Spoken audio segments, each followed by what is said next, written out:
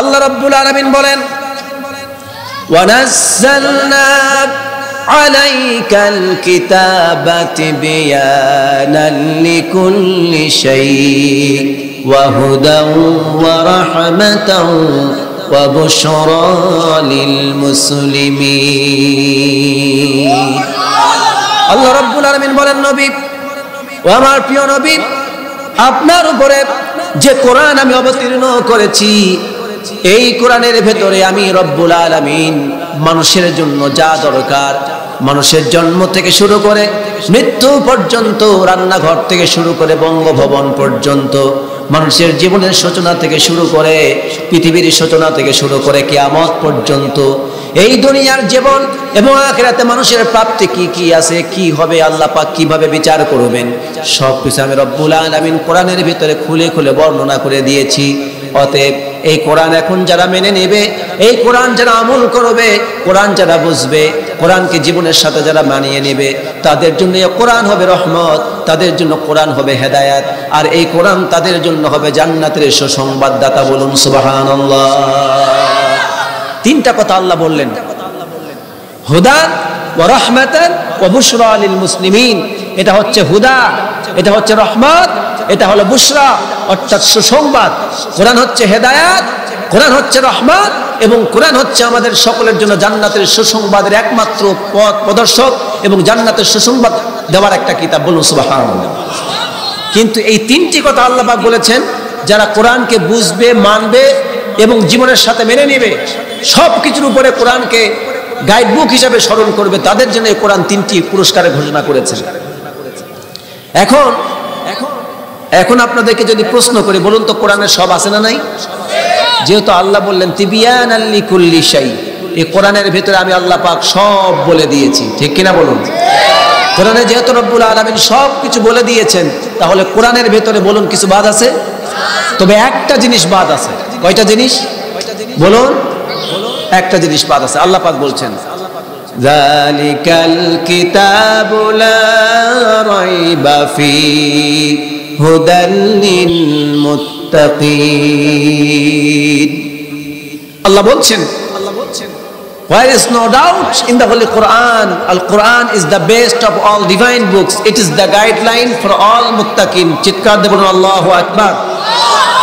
আল্লাহ বলছেন এটি হচ্ছে এমন একটা কিতাব যার ভিতরে কোনো সন্দেহ নাই। There is no shadow of doubt. এটি সেই কিতাব যার মধ্যে কোনো সন্দেহ নাই, সন্দেহের লেশটু কোনো নাই। সুবহানাল্লাহ বললেন না?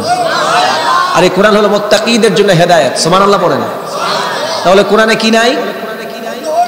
সন্দেহ নাই বা ভুল নাই। তাহলে সন্দেহ বা ভুল বাদে কোরআনে সব আছে। আওয়াজ দিয়ে বলুন, সব আছে না নাই? আছে। তাহলে এবার আমি আপনাদেরকে ছোট্ট করে প্রশ্ন করি, বলুন তো তাহলে কোরআনে রাজনীতি আছে না নাই? অর্থনীতি আছে না নাই?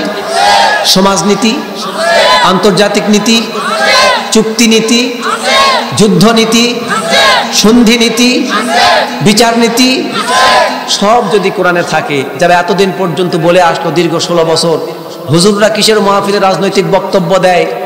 তারা মাহফিল করতে আসছে, মাহফিলে মানুষের শুধু নামাজের কথা বলবে, রোজার কথা বলবে, হজের কথা বলবে, যাকাতের কথা বলবে, রাজনীতির কথা বলবে কেন? তাহলে এখন বলুন তো কোরআনে রাজনীতি আছে না নাই? আরো আওয়াজ দিয়ে শুনতে চাই। এত ধীরে বললে তো মনে করবে যে এখনো নাই। এখন আছে না নাই?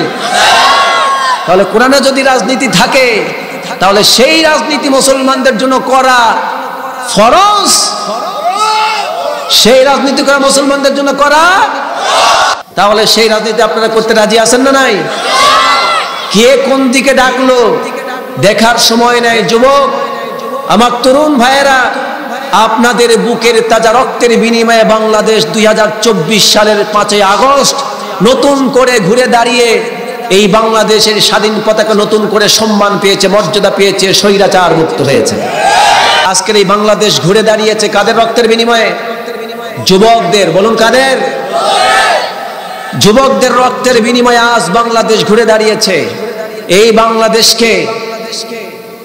বাংলাদেশকে আবারও নতুন করে সুন্দর করে সাজানোর জন্য যুবকরা যেমন ভাঙতে পারে আবার গড়তে পারে, আমার বাংলার দামাল তরুণ সমাজের ছেলেরা যেমন দেখিয়েছে, আবার আগামীতে এই বাংলার জমিনে কোরআনের রাজ কায়েমের জন্য, কোরআনের শাসন ব্যবস্থা কায়েমের জন্য, আল্লাহর রাসূল সাল্লাল্লাহু আলাইহি ওয়াসাল্লামের রাষ্ট্র ব্যবস্থা কায়েমের জন্য আবারও যদি নতুন করে বাংলার জমিনে যুবকদেরকে রক্ত দেওয়ার জন্য ডাক দেওয়া হয় আলেমদের পক্ষ থেকে ঐক্যবদ্ধভাবে, যেই বাংলার তরুণ ছেলেরা বুকের তাজা রক্ত দিয়ে স্বৈরাচার মুক্ত করতে পেরেছে বাংলাদেশ, আমার বিশ্বাস বাংলার 90% তরুণ যুবকেরা কোরআন প্রেমিক মুসলমান, তারা ঈমান চায়, দ্বীন চায়। যারা কোন ঠিক কিনা? এই বাংলার জমিনকে যদি কোরআনের রাজ কায়েমের জন্য যুবকদেরকে রাস্তায় ডাক দেওয়া হয়, আমার প্রাণ প্রিয় কলিজার টুকরা তরুণ যুবক ভাইয়েরা ইসলামের জন্য, দ্বীনের জন্য, নবীর জন্য, আল্লাহর জন্য বুকের তাজা রক্ত দিয়ে এই দেশকে কোরআনের জন্য আরেকবার বিজয়ের জন্য ডাক দেওয়া হবে। কারা কারা রাস্তায় নামতে রাজি আছেন? দুইটা হাত তুলে আল্লাহকে দেখান মুসলমানেরা।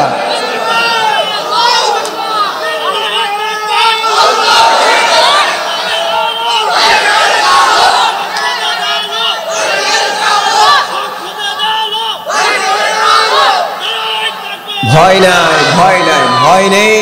মুসলমানদের কোনো ভয়? মুসলমানরা কার গোলাম? ইন্নী আখাফুল্লাহ। আমরা কাকে ভয় করি? আল্লাহকে আমরা ভয় করি, দুনিয়ার কাউকে ভয়। কাজী নজরুল তাই আমাদেরকে সাহস জুগিয়েছেন। এই কাজী নজরুল বাংলাদেশের জাতীয় কবি হওয়ার উচিত ছিল, কিন্তু বাংলাদেশের জাতীয় কবি কাজী নজরুলকে না করে পার্সিয়ালিটি করে ভারতের দাদাগিরি, ভারতের গোলামি করতে গিয়ে আমরা বাংলার কাজীকে বাদ দিয়ে ভারতের রবীন্দ্রনাথ ঠাকুরকে এসে বাংলার জাতীয় কবি বানিয়েছি। জনগণ ঠিক কিনা?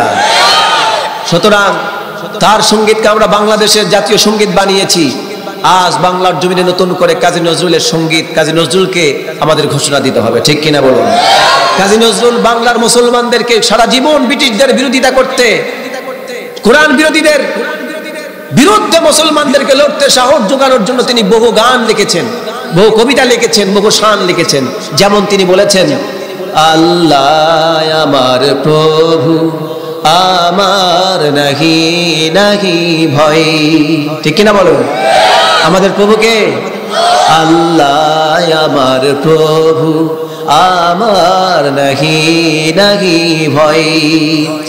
আমার কিসের শঙ্কা, কোরআন আমার ডঙ্কা। ইসলাম আমার ধর্ম, মুসলিম আমার পরিচয়। আমার নাহি নাহি ভয়। ঠিক কিনা? আমরা ভয় করি কাকে? আল্লাহকে ভয় করি। যারা আল্লাহকে ভয় করে জেনে রাখবেন গোটা দুনিয়া তাকে ভয় করে, আর যে আল্লাহকে বাদ দিয়ে অন্যকে ভয় করে সে গোটা দুনিয়াকে ভয় করে। ঠিক কিনা বলুন? গোটা দুনিয়া তাকে ভয় দেখায়, আর যারা আল্লাহকে ভয় করে গোটা দুনিয়া তাকে ভয় করে। কারণ তার প্রমাণ আমরা দেখেছি এই দীর্ঘ 16 বছর। আমরা জীবনের উপর রিস্ক নিয়ে কথা বলতাম, পুলিশ নাই, প্রশাসন নাই, প্রোটেকশন নাই, কিচ্ছু নাই। এই আলেমরা শুধু হক কথা বলতো, এই ভয়ে গোটা বাংলাদেশে থরথর করে কাঁপতো স্বৈরাচারের গোষ্ঠীরা। ঠিক কিনা বলেন? তাহলে আমরা ভয় করি কাকে? আমরা ভয় করি আল্লাহকে। আল্লাহর কথা বলি বিধায় বাকি সব জালেমরা আমাদেরকে দেখে ভয় পেত। আল্লামা সাইদিকে দেখেই ভয় পেত, তার নাম শুনলেই ভয় পেত। এই বাঘের বাচ্চাকে এই জন্য জেলখানায় বন্দি করে তারা মেরেছে। জোরে কোন ঠিক কিনা? আমার প্রিয় ভাইয়েরা, কথা অনেক। তাহলে বলুন তো, কোরআনে রাজনীতি আছে না নাই?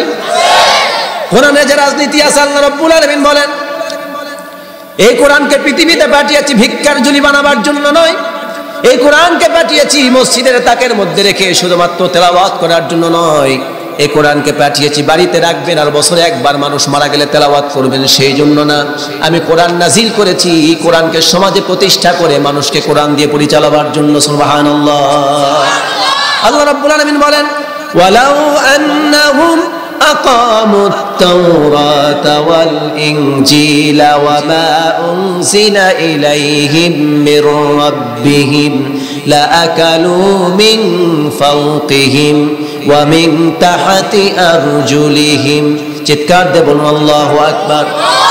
আল্লাহ রাব্বুল আলামিন বনি ইসরাইল ইহুদি এবং খ্রিস্টানদেরকে লক্ষ্য করে বলছেন, আল্লাহ পাক ইহুদি আর খ্রিস্টানদেরকে 2টা কিতাব দিয়েছিলেন। জোরে বলেন, কয়টা কিতাব? 2টা কিতাব দিয়েছিলেন। মুসা আলাইহিস সালামকে ইহুদি জাতিকে দিয়েছিলেন তাওরাত কিতাব, আর খ্রিস্টানদেরকে দিয়েছিলেন ইনজিল কিতাব। কি কিতাব? ইনজিল কিতাব। তাওরাত আর ইনজিল আল্লাহ রাব্বুল আলামিন দুইটা জাতিকে দিয়েছিলেন, কিন্তু দুইটা জাতি আল্লাহর সাথে গাদ্দারি করেছে, কিতাবের সাথে তারা দুশমনি করেছে। তাওরাতকে তারা পড়তো না, তাওরাত অনুযায়ী জীবন চালাতো না, তাওরাতের বিরুদ্ধে গিয়ে তারা আইন দিত, মানুষকে শাসন করত, তাওরাতকে বাদ দিয়ে, ইনজিলকে বাদ দিয়ে। আল্লাহ রাব্বুল আলামিন তখন এই ইহুদি আর খ্রিস্টানদেরকে ডাক দিয়ে বললেন, আল্লাহ পাক আমার নবীর উপর যখন কোরআন নাজিল করলেন ১৫০০ বছর আগে, আল্লাহর নবী মুহাম্মদুর রাসূলুল্লাহ সাল্লাল্লাহু আলাইহি ওয়াসাল্লাম তার উপর কোরআন নাজিল করলেন। আর নবীকে আল্লাহ রাব্বুল আলামিন জানাই দিলেন, নবী আমি যে কোরআনটা এখন আপনার উপর নাজিল করছি, এমনি করে অনেক কিতাব আমার তোমার পূর্ববর্তী নবী রাসূলদের উপর নাজিল করেছিলাম, যেমন তাওরাত ইনজিল নাজিল করেছিলাম। আর ওই নবীদেরকে তার উম্মতকে বলে দিয়েছিলাম, তোমরা তাওরাতকে প্রতিষ্ঠা করো, ইনজিলকে প্রতিষ্ঠা করো। তাওরাত দিয়ে বিচার কার্য চালাও, ইনজিল দিয়ে বিচার কার্য চালাও। তাওরাত ইনজিল দিয়ে ব্যক্তি, পরিবার, সমাজ, রাষ্ট্র পরিচালনা করো। কিন্তু ওই সব জামানার উম্মতেরা নবীগুণ ইন্তেকালের পর তারা তাওরাত আর ইনজিলকে বিকৃত করে নিজের মতো করে তারা চালাতো। তাওরাত ইনজিলের আইন কানুনকে বিকৃত করে দিত, টাকার বিনিময়ে ভিন্ন আইন দিয়ে সমাজ পরিচালনা করত। ওই দেশের ওই সমাজের আলেমেরা, ইহুদি আর খ্রিস্টানদের বড় বড় আলেমেরা সরকারের রাজা বাদশাদের মন মতো করে তারা আইন পরিচালনা করত, তাওরাত ইনজিলকে তারা বাইপাস করত। যার কারণে আমি রব্বুল আলামিন তাদেরকে অভিশাপ দিয়েছি, তাদেরকে লানত দিয়েছি, ওরা পথভ্রষ্ট হয়ে গেছে। নবী আমি আপনার উপর এখন কোরআন নাজিল করলাম, এই কোরআন যদি তোমার উম্মতরা প্রতিষ্ঠিত করতে পারে, তাহলে আমি আল্লাহ পাক, আমি আল্লাহ রব্বুল আলামিন ঘোষণা দিয়ে দিলাম, কোরআন যদি সমাজে তারা প্রতিষ্ঠা করতে পারে, তারা শুধু মসজিদে নয়, বাড়িতে নয়, এই কোরআন শুধুমাত্র বাড়িতে নয়, মসজিদে নয়, মক্তবে নেই, মাদ্রাসায় নয়, এই কোরআন যেমন বাড়িতে থাকবে তেমন মক্তবে থাকবে, মসজিদে থাকবে, ঠিক তেমনই করে বাড়িতে যেমন কোরআন তেলাওয়াত হবে, মক্তবে তেলাওয়াত হবে, মসজিদে তেলাওয়াত হবে, মাদ্রাসায় তেলাওয়াত হবে, অনুরূপভাবে কোরআন বাংলাদেশের পার্লামেন্ট, সংসদেও তেলাওয়াত হবে। যেই দিন কোরআনকে মুসলমানেরা পার্লামেন্টে, তাদের সংসদ ভবনে, বিচারালয়ের মধ্যে যখন কোরআনটা নিয়ে গিয়ে প্রতিষ্ঠিত করতে পারবে, আমি আল্লাহ পাক ওয়াদা দিয়ে দিলাম, সেই দিন থেকে আমি রব্বুল আলামিন তাদের মাথার উপর থেকে আর পায়ের নিচ থেকে সমস্ত রিজিকের দরজা আমি রব্বুল আলামিন খাদ্যের দরজা উন্মুক্ত করে দেব। লা কালু মিন ফাওকিহিম ওয়া মিন তাহতি আরজুলিহিম। রজুলুন মানে পা, রজুলুন মানে আল্লাহ বলছেন, বহু বচন ব্যবহার করলেন, বললেন তাদের মাথার উপর থেকে এবং তাদের পায়ের নিচ থেকে আমি রব্বুল আলামিন তাদের খাদ্য সংকট যা আছে সব দূর করে দিয়ে তাদের নিরাপত্তা, তাদের জন্য খাদ্য রিজিকের সমস্ত দরজা আমি রব্বুল আলামিন খুলে দিব। এখন আপনারা বলেন খাদ্য চাই কিনা? মুসলমানরা খাবার চাই কিনা? কে চান যে সারা জীবন ভিক্ষা করে খাবেন, অভাবী থাকবেন? কেউ চান? তাহলে আমরা অভাব দূর হোক এটা চাই কিনা? তাহলে অভাব যদি দূর করতে চায়, আল্লাহ শর্ত দিলেন এই কোরআনকে শুধুমাত্র বাড়িতে, মসজিদে, মক্তবে, মাদ্রাসায় নয়, এই কোরআনকে প্রতিষ্ঠা করতে হবে কোথায়? এবার দেখেন সবার আওয়াজ কমে গেছে। কোথায় নিয়ে যেতে হবে? একটা আওয়াজ দিয়ে শুনতে যায়, পিছনের ভাইরা বলেন কোথায়? ভাই আপনারা বলেন না, আপনাদের কথা বারবার আপনারা ফার্স্ট, পিছনের ভাইদেরকে একটু ফার্স্ট হওয়ার সুযোগ দেন। প্রথম পুরস্কার সব আপনারা নেবেন, ওনাদেরকে একটু সুযোগ নেবেন। পিছনের ভাইরা বলেন এই কোরআন কোথায় নিতে হবে? আপনাদের আওয়াজ আসে নাই, কোথায় নিতে হবে? জোর হয়নি, আর একবার যুবক ভাইরা বলতে হবে কোথায় নিতে হবে? আলহামদুলিল্লাহ, এরকম আওয়াজ দিবেন। কোরআন নিতে হবে সংসদে। জোরে বলুন কোথায়? এই কোরআন যেদিন, আল্লাহর কসম করে বলছি মুসলমান, এই কোরআন যেদিন সংসদে ঢুকবে, আল্লাহর কসম, বাংলাদেশের প্রত্যেকটি মানুষ জীবনের নিরাপত্তা পাবে, প্রত্যেকটি মানুষের খাদ্যের রিজিক বেড়ে যাবে, প্রত্যেকটি মানুষের জান, মাল, সহায় সম্পদ, ইজ্জত, আবরুর সবকিছুর গ্যারান্টি সেই দিন পাবেন যেদিন কোরআন বাংলাদেশের পার্লামেন্টে ঢুকবে। এই জন্য কোরআনকে পার্লামেন্টের ঢুকাতে রাজি আছেন না নাই? যারা রাজি আছেন আরেকবার তাকবীর দিয়ে দেখায় দেন তো মুসলমান, আমরা কোরআন পার্লামেন্টে চাই। আল্লাহ কবুল করুন। প্রিয় ভাইয়েরা, আপনাদের কষ্ট হচ্ছে? এখন অনেকেই হয়তো ভাববেন যে হুজুর কি শুরু করলো। তাহলে আপনাদের একটা মেসেজ দেওয়ার চেষ্টা করলাম। বলুন তাহলে কোরআনের রাজনীতি আছে না নাই? কোরআনের রাজনীতি আছে। আল্লাহ পাক শুধু এটাই না, আল্লাহ বলছেন ওয়ালাউ আন্নাহুম আকামুত, আল্লাহ বলছেন ওয়ালাউ আন্না আহলাল কুরা আমানু ওয়াত্তাকাউ লাফাতাহনা আলাইহিম বারাকাতিন মিনাস সামাই ওয়াল আরদ। আল্লাহ বলছেন যদি কোরআন তোমরা প্রতিষ্ঠা করতে পারো আর ঈমান যদি আনতে পারো কোরআনের প্রতি, তাহলে আমি রব্বুল আলামিন আসমান এবং জমিনের সমস্ত রহমত বরকতের দরজা আমার বান্দার জন্য খুলে দেব। শুধু তাই না, আল্লাহ রাব্বুল আলামিন সূরা কুরাইশ জানেন, যারা আমার সাথে পড়েন, ফালইয়াবুদু রাব্ব হাযাল বাইত আল্লাযী আত'আমাহুম মিন জু' ওয়া আমানাহুম মিন খাউফ। সুবহানাল্লাহ বলুন। আল্লাহ রাব্বুল আলামিন এই সূরাটা তো জীবনে বহুবার নামাজে তেলাওয়াত করেছেন, কিন্তু আল্লাহ পাক এই শেষের দুইটা আয়াতে কি বলেছেন একটু শুনুন।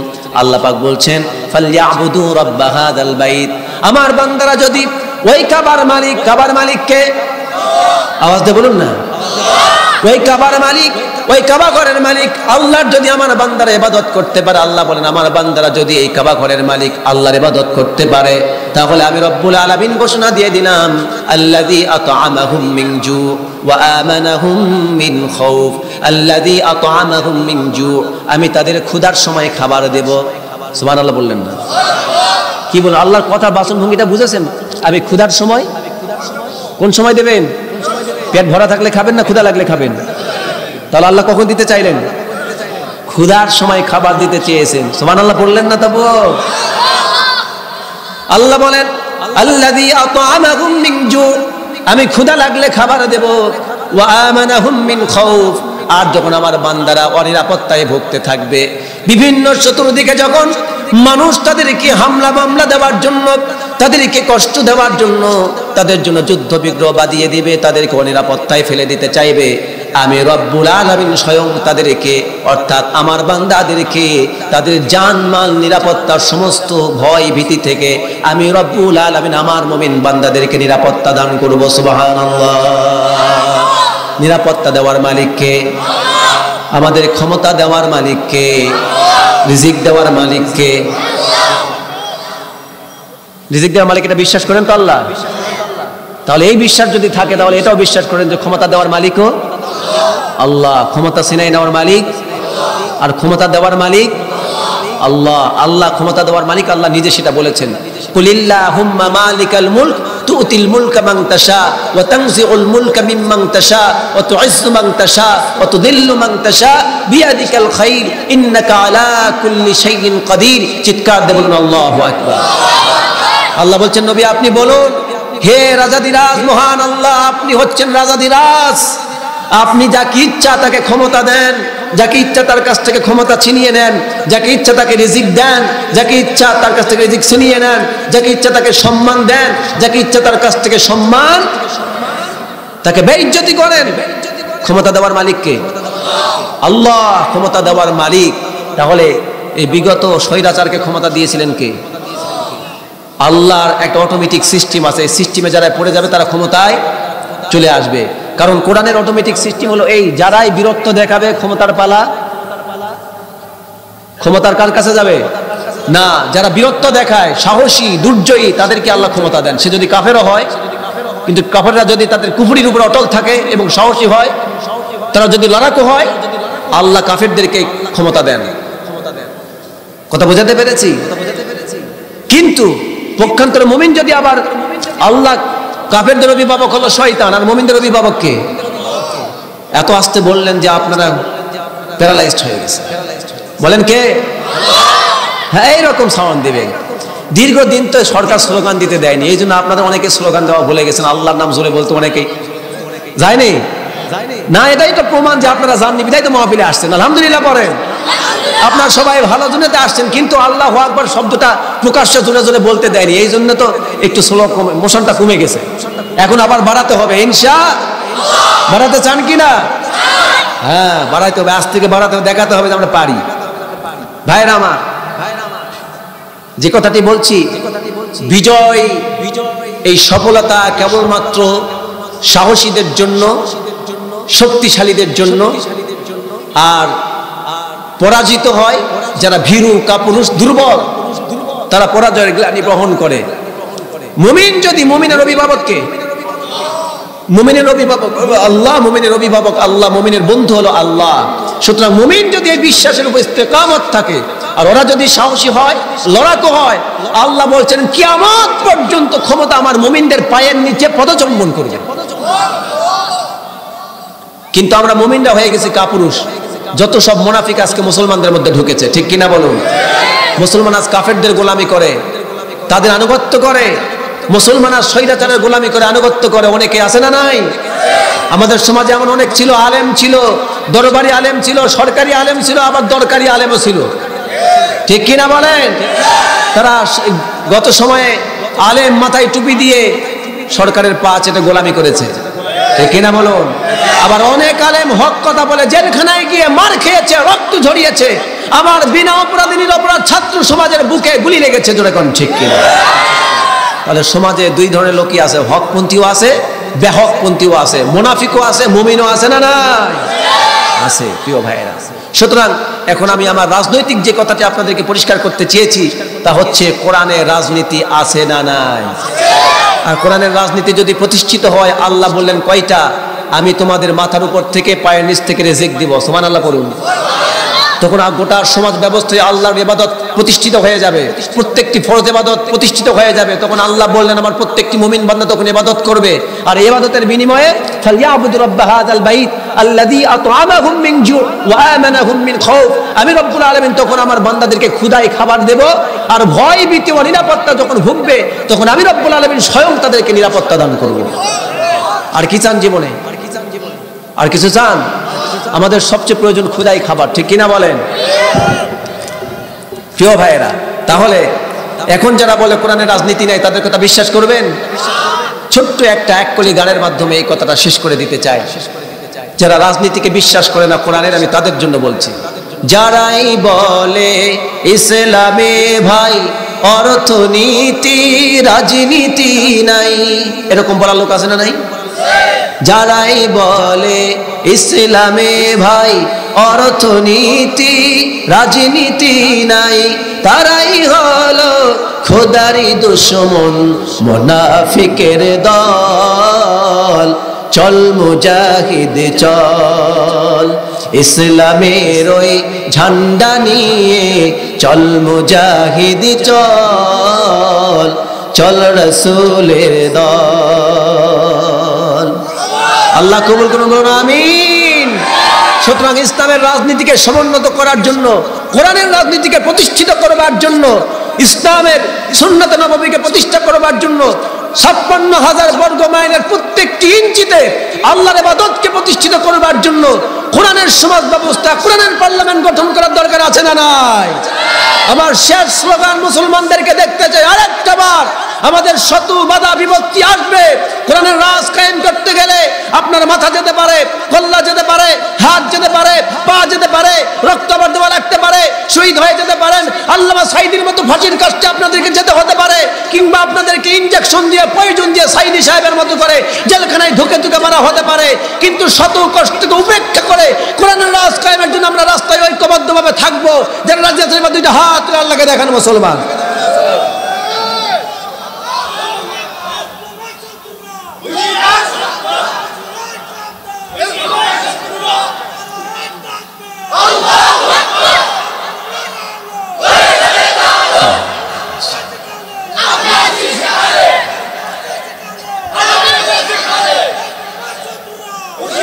মাশাআল্লাহ, আমি খুশি হয়ে গেছি, আলহামদুলিল্লাহ।